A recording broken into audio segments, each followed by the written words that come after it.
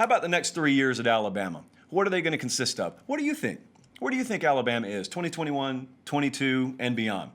A lot of you watched the Clemson National Championship game when they thrashed Bama out in Santa Clara, and a lot of you thought the dynasty was starting to wane. Not dead. Only the fringe minority said, oh, it's over now.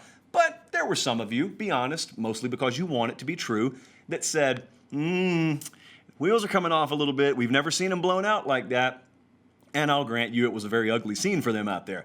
But then they look to have rectified things. Recruiting doesn't fall off a bit. And they're right back there again next year until you get close to the football season, and then injuries are piling up. It's like you got the depth chart over on one side, and then you got the injured reserve chart over on the other side. And the IR chart, if you could take all those players and put them on a field, they alone could probably finish 8-4 in the SEC. And they were good last year, but defensively, they were off a step. And so there's this perceived vulnerability with Alabama. Now, I think people still respect them. I think a lot of people still fear them, but they don't view them as this impenetrable, immovable force like they used to. And they're not. I mean, people have caught up to them. There are 2 or 3 programs that have caught up to them in recruiting. Their rosters largely look like Alabama's roster. They don't just lean on people and win 11 games per year doing that anymore. But with Tua gone now, and with their defense very much in a state of flux, last year was probably unlike any year we've seen them have defensively.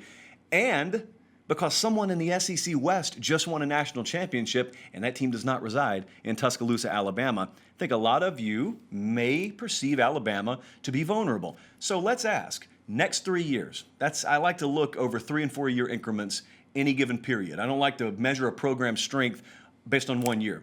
That's why I'm not just going to sit here and tell you, oh, LSU's best program in America now because they just won the national championship. If it's that easy, I mean, if it took 10 years to build something, but you could take it away in the span of 12 months, then, I mean, what's it really worth? I'm speaking generically there, but Alabama, are they going anywhere or are they not going anywhere? Let's talk about this. To me, forget about all the other stuff. It's all about defense because that's where they were vulnerable. I mean, that's really, when you looked at them last year, at any point, if you said, oh, man, remember what they used to look like? And look at what they look like now. It was all about defense. Now, I think that there may be a difference in perception versus reality for a lot of people. And I'll tell you where it lies. Pete Golding. That's where it lies. That's the defensive coordinator at Alabama. I cannot tell you how many questions I fielded in the Twitter DMs and in the email when we do the Late Kick Extra podcast, and I ask you for your questions. I'd venture to guess, Colin, probably 50+% of our Bama questions are, why in the world is Pete Golding still the defensive coordinator at Alabama? Well, I asked Nick Saban that point blank today. Talked to him for about 20 minutes, and he gave us a lot of really good stuff that you're going to see very soon. But basically, what I wanted to talk to Nick Saban about was there's what people see, which is stats, and there is people seeing LSU hang 46 on you, nearly half 100 in Bryant-Denny Stadium against one of your interdivision rivals. That was crazy to suggest 5 years ago. So, I mean, what's the deal? Because Pete Golding's still on your staff, and there's no way that you got a coach you're not completely confident in on your staff. So what's the deal? And what Nick Saban said, and you're going to see this full interview coming up, we're going to show you some of it Sunday night, is, hey, when we did things right last year, when we executed the way that things are supposed to be executed, we were good. Now, doesn't that sound so basic? Doesn't that sound so commonsensical? But yet, I want you to think about what the man said. What he said was, whereas a lot of people are over here questioning Pete Golding, and when you're questioning a coordinator, what are you largely questioning? You're questioning the ability to design and then call plays. That's really what you're questioning when you get down to it. And what Saban's saying is, it's not the play design that's the problem. It's the execution. And it's the fact that we had a lot of kids on the field instead of men on the field. And they had men on the depth chart that were injured before the season started. And that's why I think, and I agree with this sentiment, I think based on what I hear a lot of folks around Alabama say, you look at just results, and you look at the what, they're trying to look at the why, and the bottom line is take the LSU game. There's no way I can prove this one way or the other, but what's Dylan Moses worth in a 5-point game? What's he worth? I mean, what are any of those interior guys that are injured, what are they worth in that kind of game? Injuries, are they a part of football? You're darn right they are. To the degree that Alabama's had them, I don't think, as I've said many times on this program in the last month, that they think it's just one of those freak football things. There's probably a lot more to it. And that's why we arrive at the next point. Because all the attrition and all the injury last year, I asked this question on our Late Kick Extra podcast this week. For all of y'all who want to bang on Pete Golding, and listen, he's got a lot to prove, and everyone's got a lot to prove every year. Success is not some continuum where you achieve it once and then you just cruise control it for the rest of eternity.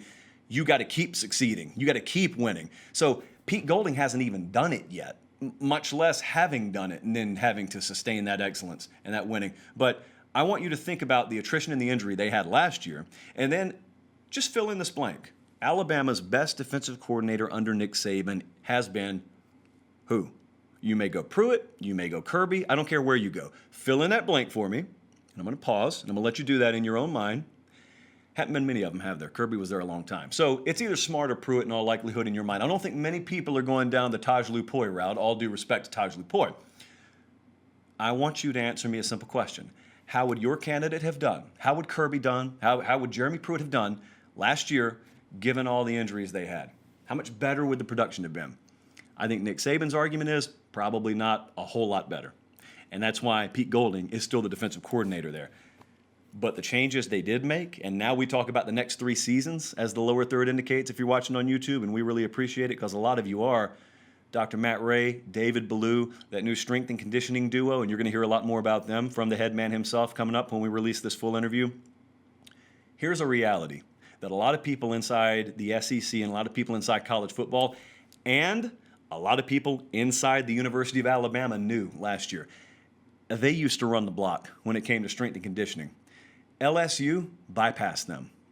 Some other programs did too, but LSU bypassed them because, he being Nick Saban, as he's put it a couple of times, and you're going to hear him do it again, they were still doing the stuff they were doing a decade ago, and they had not taken advantage of all the new tools at their disposal. And that's a very kind way of saying they got complacent, which is the antithesis of what they preach every single day and twice on Sunday in Tuscaloosa. LSU bypassed him in the sports science department.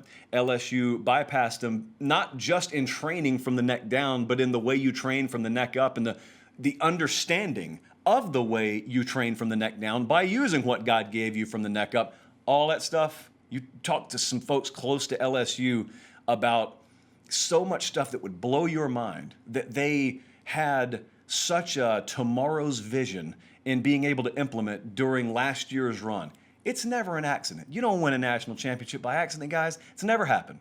You may win 9 games by accident. You may slip up and you may have a couple of +4 turnover games and excuse your way into 9 wins. You're not winning a national championship by accident. Everyone's got a secret. Everyone's got the market cornered. Everyone's got an edge somewhere. LSU's edge, one of them over Alabama, has been their strength and conditioning and sports science bypassed Alabama. Now think about how crazy that would have been to suggest 4 or 5 years ago. You look at Bama over the next 3 years, I'm a believer that the moves they just made, you view them as a necessity because Scott Cochran left, I think are going to give them a pretty sizable edge again because they don't lack for resource. They don't lack for athletes or resource. But really, if you can keep guys healthy and if you are next level in terms of developing, and we don't worry about that with Alabama, which we never should, then I look at 2 things. I look at the fact that they just landed the number 1 quarterback and player in America in Bryce Young. And I look at names like Will Anderson and Demoy Kennedy and Chris Braswell and Drew Sanders, and all of the guys I just named are edge rusher, outside linebacker types, all high 4-star or 5-star kids just from the last recruiting cycle.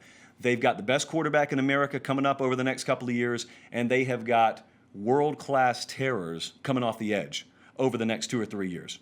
That's not a guarantee for a national championship, but I'll tell you, barring some really crazy stuff happening, it is a guarantee they're right there every year. If you can terrorize the passer, and you got the best passer or one of them in America, and you got the best head coach in America, or by anyone's metric, one of the very best of all time on the sideline still, and you've got your strength and conditioning and sports science in order, and you have taken the next step in that department, where's the vulnerability? That I'm going to leave open-ended because I'm sure the comment section will fill up. But ask yourself this. If we're just doing honest inventory here, ask yourself this. Some of our highest rated shows of all time, when we've been doing Late Kick, before I came to 24/7, we did the show independently. Mark my words. You can set your watch to it. When Alabama loses a football game, our traffic is out of this world. So you could either claim that I'm preaching you this as an Alabama homer, or you could look at the money that we make when they lose and say, he's got all the motivation for Alabama to lose. Why doesn't that guy want Alabama to lose? How about this? How about we just let the sport play out as it's going to play out and be intellectually honest with each other? And I'm telling you, I don't think they're going anywhere, but if you do think they're falling off, I want you to remove what you want to see from your mind and tell me, using logic-based, thought through to its conclusion mentality, I want you to tell me why you think they will be a shell of themselves over the next 3 years.